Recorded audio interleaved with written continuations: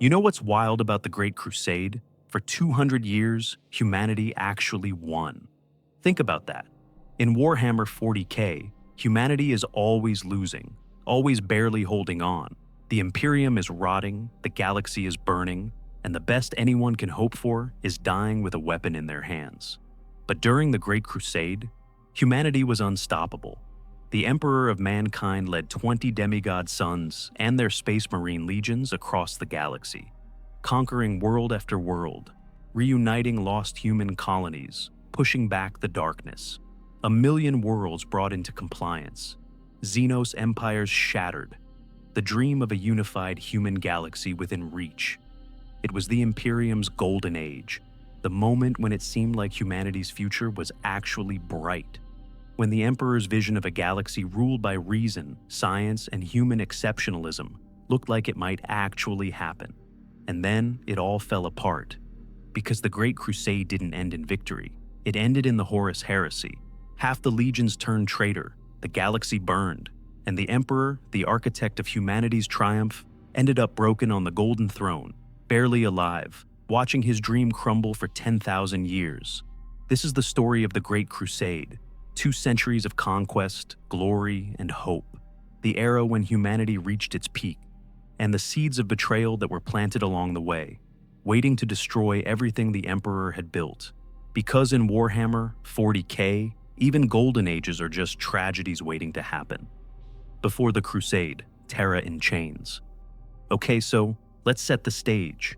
Before the Great Crusade, humanity was in bad shape, really bad. Thousands of years earlier, humanity had been a galaxy-spanning civilization. The Age of Technology, the Dark Age of Technology, as it's called now, when humans had mastered science to the point where it looked like magic. Ships that could cross the galaxy in days, weapons that could crack planets, AI that could think faster than any human, and then it all collapsed. The Age of Strife hit. Warp storms cut off worlds from each other. Human colonies were isolated, left to survive on their own. Some thrived, most didn't. And on countless worlds, civilization fell back to barbarism, forgot the technology that had made them great, and evolved into tribal warfare. Terra, Earth, humanity's homeworld, was one of the worst. By the time the Emperor revealed himself, Terra was a nightmare. Techno-barbarian warlords ruled from fortified cities, fighting endless wars over the planet's few remaining resources. Most of Terra was a radioactive wasteland. The oceans were poisoned. The sky was black with pollution. Billions of humans lived in hive cities, massive vertical slums where people were packed so tightly they had never seen the sun. And above them, warlords with advanced technology fought for control, using the masses below as cannon fodder. Terra was dying, and humanity, scattered across the galaxy without communication, without unity, was dying with it. That's when the Emperor stepped forward. He'd been alive for tens of thousands of years, watching humanity from the shadows, guiding it when he could. But during the Age of Strife, he'd stayed hidden, waiting for the right moment to reveal himself. And that moment was the Unification Wars. The Emperor came out of the Himalayan mountains with an army at his back. Thunder warriors, gene-enhanced super soldiers, the precursors to the Space Marines. And he started conquering Terra. It took decades. The Unification Wars were brutal, genocidal in places. The Emperor didn't negotiate with the techno-barbarian warlords. He crushed them, burned their cities, took their technology. And slowly, piece by piece, he unified Terra under his rule. By the time the Unification Wars ended, Terra was under one government for the first time in thousands of years. The Emperor ruled from the Imperial Palace, a fortress the size of a continent built into the Himalayan mountains. But Terra was just the beginning. The Emperor had a bigger vision. He looked up at the stars and saw the scattered remnants of humanity, lost colonies, isolated worlds, forgetting their heritage. And he decided, humanity needed to be reunited, brought together under one banner, protected from the xenos, from chaos, from the darkness that had nearly destroyed it during the Age of Strife. He would launch the Great Crusade, and he would bring every human world back into the fold, whether they wanted to join or not. The Emperor's vision, building the legions. The Emperor knew he couldn't conquer the galaxy alone. He needed an army, not just any army, an army that could fight on 1,000 worlds at once, that could crush xenos empires, that could bring entire star systems into compliance. So, he created the Space Marines. Using his own genetic material, the Emperor created 20 Primarchs, demigod sons, each one designed to be a perfect warrior, a leader, a conqueror. And from the Primarch's genetic material, he created the Space Marine Legions, gene-enhanced super soldiers, stronger and faster than any normal human, loyal unto death. But chaos stole the Primarchs before they could be deployed, scattered them across the galaxy as infants. The Emperor lost his sons before the Crusade even began. He didn't let that stop him. He took the genetic material left behind and created the legions anyway. 20 legions, each one tens of thousands strong, each one built from the gene seed of a Primarch they'd never met. The Emperor also forged alliances. He went to Mars and made a deal with the Mechanicum, the tech priests who worshipped the machine god. The Mechanicum would provide weapons, ships, and technology. In exchange, the Emperor recognized their religion and let them keep their independence. He created the Imperial Army, billions of regular human soldiers who would garrison conquered worlds and fight alongside the Space Marines. He built the Navis Nobility, families of mutant navigators who could guide ships through the warp. He organized the Administratum, a bureaucracy to manage the growing Imperium. And then, in the late 30th millennium, the Emperor launched the Great Crusade. The first waves of expeditionary fleets left Terra, heading out into the galaxy. Their mission? Find lost human worlds, bring them into the Imperium, and eliminate any xenos or threats they encountered. At first, the Emperor led the crusade himself. He was at the front, personally commanding fleets, conquering worlds, reuniting humanity. And as the crusade spread across the galaxy, he started finding his sons. One by one, the Primarchs were recovered. Horus on Chthoniya, Leman Russ on Fenris, Robout Guilliman on Macraga. Each Primarch was given command of their legion, and the crusade accelerated. With the Primarchs leading them, the Space Marine legions were unstoppable. They conquered entire sectors, shattered xenos empires, and brought thousands of worlds into compliance. The Great Crusade was humanity's greatest achievement, and for 200 years, it looked like nothing could stop it. Conquest and compliance, how worlds were brought into the fold.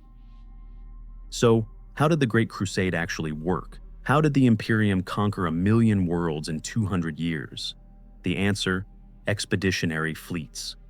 The Imperium organized its forces into thousands of fleets, each one commanded by a Space Marine Legion, supported by the Imperial Army, the Mechanicum, and sometimes a Primarch.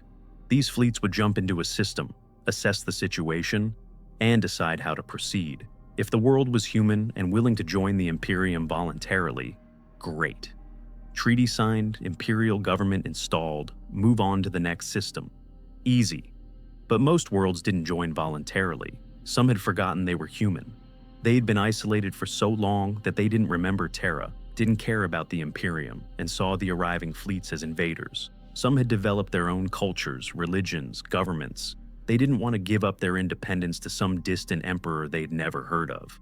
And some were ruled by xenos, orc warbands, Eldar, exodites, or stranger things. Those worlds had to be cleansed before humans could settle there. The Imperium's approach was simple: compliance, one way or another. First, they'd send diplomats, offer the world a chance to join peacefully, explain the benefits, protection, technology, integration into the greatest empire humanity had ever known. If the world refused, the Imperium would make the offer again, with guns pointed at the planet.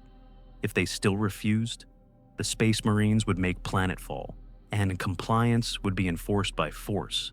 Space Marine legions didn't fight fair. They'd drop pod directly into enemy capitals, decapitate the government, crush resistance before it could organize. The Imperial Army would follow, garrison the world, make sure nobody tried to rebel. And if a world resisted too hard, if they killed too many Space Marines, if they were too corrupted by xenos influence, if they'd fall into chaos, exterminatus. Virus bombs, orbital bombardment, cyclonic, torpedoes, the entire world reduced to a lifeless rock. Better a dead world than one that couldn't be trusted. It sounds brutal. It was brutal. But the Imperium believed it was necessary. Humanity had to be united. The galaxy was too dangerous for isolated worlds to survive.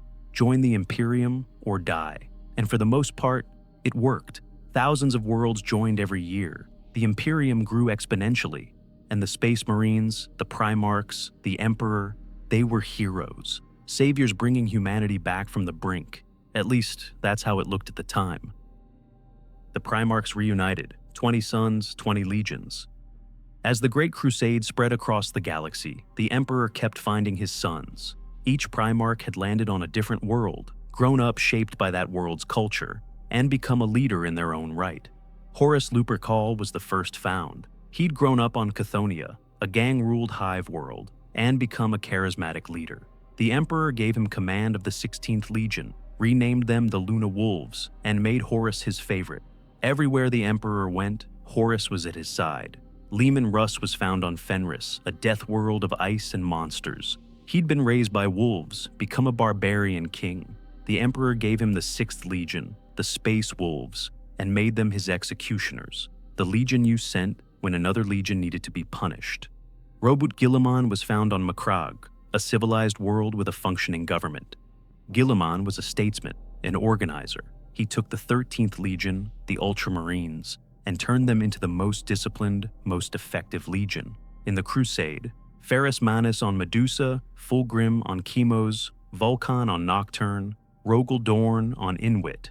Each Primarch brought their own strengths, their own personality, their own way of waging war, and the legions reflected their Primarchs. The Ultramarines were organized and by the book. The Space Wolves were savage and brutal. The Salamanders, under Vulcan, were compassionate and protective of civilians. The Night Lords, under Conrad Kurz, ruled through terror. For a while, the Primarchs worked together. They were brothers, united by their father's vision. The Great Crusade was their shared purpose. But cracks were forming. Some Primarchs got along. Horus and Sanguinius were close. Ferrus Manus and Fulgrim were best friends. Guilliman and Dorn respected each other, but others hated each other. Magnus the Red and Leman Russ despised each other. Magnus the Sorcerer versus Russ the Barbarian. Perturabo felt like he was always given the worst assignments, while Dorn got the glory. Angron resented the Emperor for taking him away from his fellow slaves and leaving them to die. The Emperor didn't fix these rivalries. He let them fester. Maybe he thought competition between his sons would make them stronger. Maybe he didn't realize how deep the resentment ran. Either way, by the time the Great Crusade hit its peak, the Primarchs were divided, some loyal, some bitter, some already questioning whether the Emperor's vision was worth following, and chaos was watching, waiting for the right moment to exploit those divisions. The greatest victories, Ullanor and the height of the Crusade. The Great Crusade hit its peak at Ullanor. The Orcs had built an empire, not just an actual empire, spanning multiple star systems, ruled by an Orc warlord named Urlak Urg. It was the largest concentration of Orcs the Imperium had ever seen. The Emperor decided to crush it personally. He gathered 100,000 Space Marines from multiple legions, 8 million soldiers from the Imperial Army, and 100 Titans from the Collegia Titanica. The Battle of Ullanor was the largest military operation of the Great Crusade, and it was a complete victory. The Space Marines, led by Horus, tore through the Orc hordes. The Imperial Army held the line. The Titans crushed everything in their path, and Horus himself killed Urlak Urg in single combat, decapitating the Orc Empire. With their leader dead, the Orcs scattered. The Empire disintegrated into war bands, and the Imperium hunted them down across the Ullanor system. It was humanity's greatest triumph, the moment when it seemed like nothing could stop the Imperium. And that's when the Emperor made a decision that would change everything. He announced he was leaving the Great Crusade, returning to Terra to work on a secret project, something so important that he needed to step away from the conquest of the galaxy. And he named Horus Lupercal War Master, gave him command of the entire Great Crusade, authority over all the Primarchs and their legions. Horus was honored, overwhelmed. He'd been the Emperor's favorite, but this was more than he'd expected. The Emperor trusted him with everything, but the other Primarchs had mixed feelings. Some, like Sanguinius, were happy for Horus.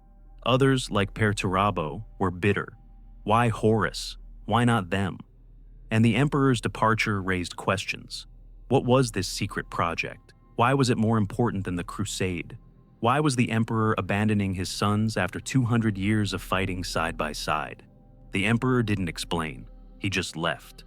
Returned to Terra, locked himself in the Imperial Palace, and started working on the Webway project, a secret attempt to build a human-controlled network through the warp. The Primarchs were left to continue the crusade without him, and Horus, now War Master, was left to lead his brothers. It should have been fine. Horus was charismatic, capable, loved by his brothers. But the Emperor's departure felt like abandonment, and abandonment breeds resentment. Chaos saw the opening, and it started whispering to the Primarchs who felt betrayed, overlooked, used. The Great Crusade continued, but the seeds of the Horus Heresy had been planted. The dark side of the Crusade, genocides and moral compromises. The Great Crusade wasn't just heroic conquest, it was also genocide on a galactic scale. The Imperium's policy toward xenos was simple: extermination, no negotiation, no coexistence. If you weren't human, you died. Entire species were wiped out. Not because they were hostile. Sometimes they were peaceful, willing to trade, even friendly. Didn't matter. The Imperium killed them anyway.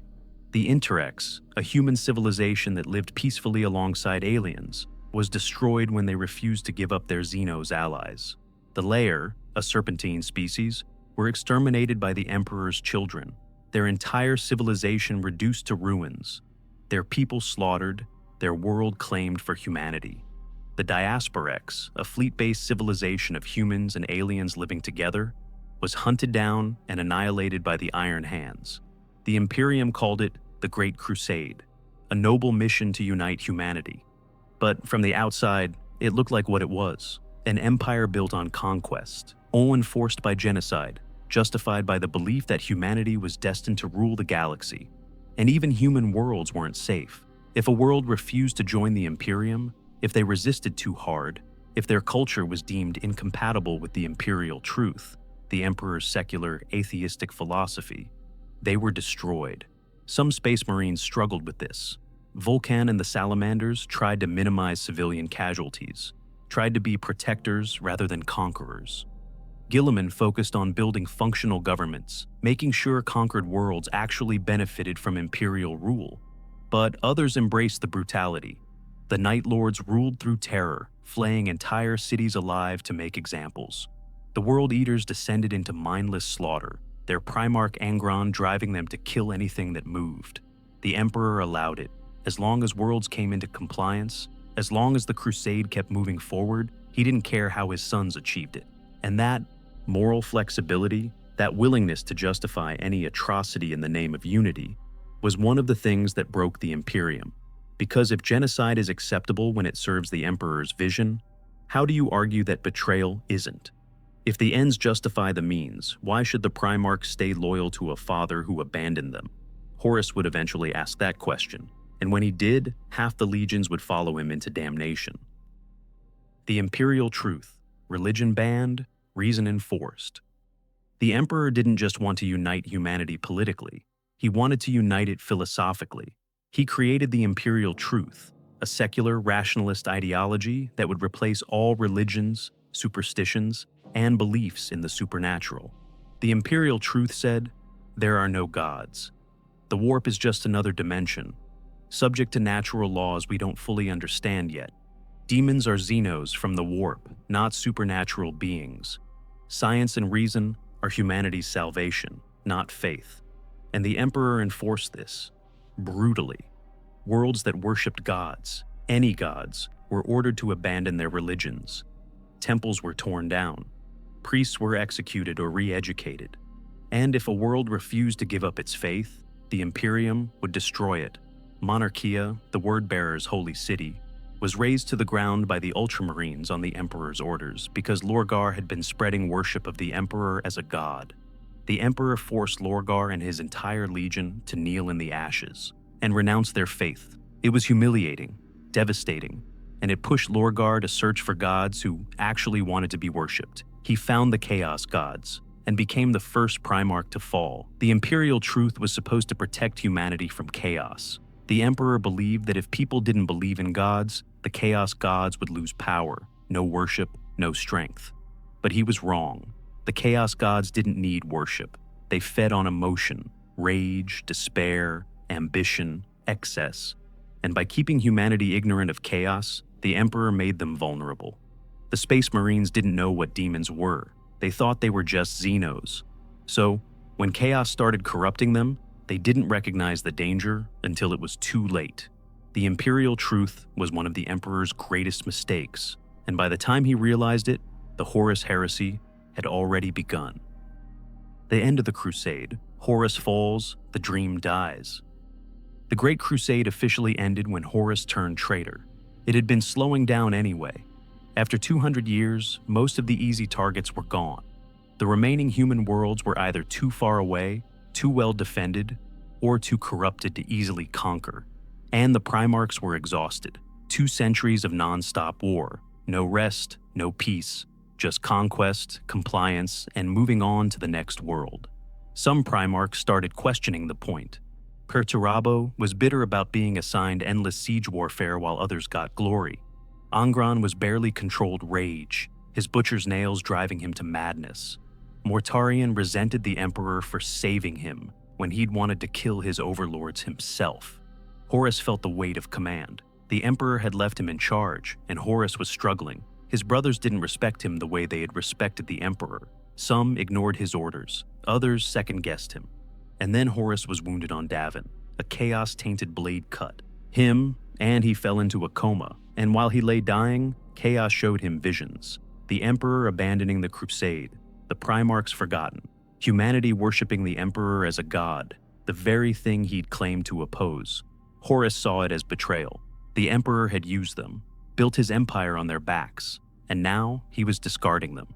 Horus turned, swore himself to chaos, and when he woke, he began corrupting his brothers. Lorgar had already fallen. Angron was easy to turn. He'd always hated the Emperor. Fulgrim was seduced by a demon's sword. Mortarion joined out of spite. Perturabo joined because he was bitter. Half the legions turned traitor. And the Great Crusade ended, not in triumph, not in the reunification of humanity, but in civil war. The Horus Heresy consumed the galaxy for 7 years. Loyalist against traitor, brother against brother. And when it finally ended at the Siege of Terra, the Emperor was broken, Horus was dead, and the Imperium was shattered. The dream of the Great Crusade, a unified human galaxy, free from superstition and fear, was dead. The legacy of the Crusade. So, that's the Great Crusade, 200 years of conquest. 1 million worlds brought into the Imperium, humanity's greatest achievement, and its greatest tragedy. Because the Crusade wasn't just about uniting humanity. It was about the Emperor's vision of what humanity should be. Secular, rational, free from gods and superstition. But he built that vision on genocide, on forcing worlds to comply, whether they wanted to or not. On creating sons he never fully trusted, giving them power he never fully explained, and then abandoning them when he decided his secret project was more important. The Great Crusade succeeded in reuniting humanity, but it failed in every way that mattered. It created the Horus Heresy. It pushed half the Primarchs into Chaos's arms. It left the Imperium broken, the Emperor dying, and humanity locked in 10,000 years of slow decline. And the saddest part? The Imperium in the 41st millennium worships the Great Crusade as a golden age. They look back at those 2 centuries and see heroes, glory, the Emperor leading humanity to greatness. But if you were there, if you saw what the Crusade actually was, you'd see something different. You'd see an empire built on blood, held together by lies, and doomed from the start because the Emperor never trusted anyone, not even his own sons, enough to tell them the truth. The Great Crusade was humanity's moment of triumph, and the moment the Imperium guaranteed its own damnation. And in the grim darkness of the far future, that's exactly what you'd expect.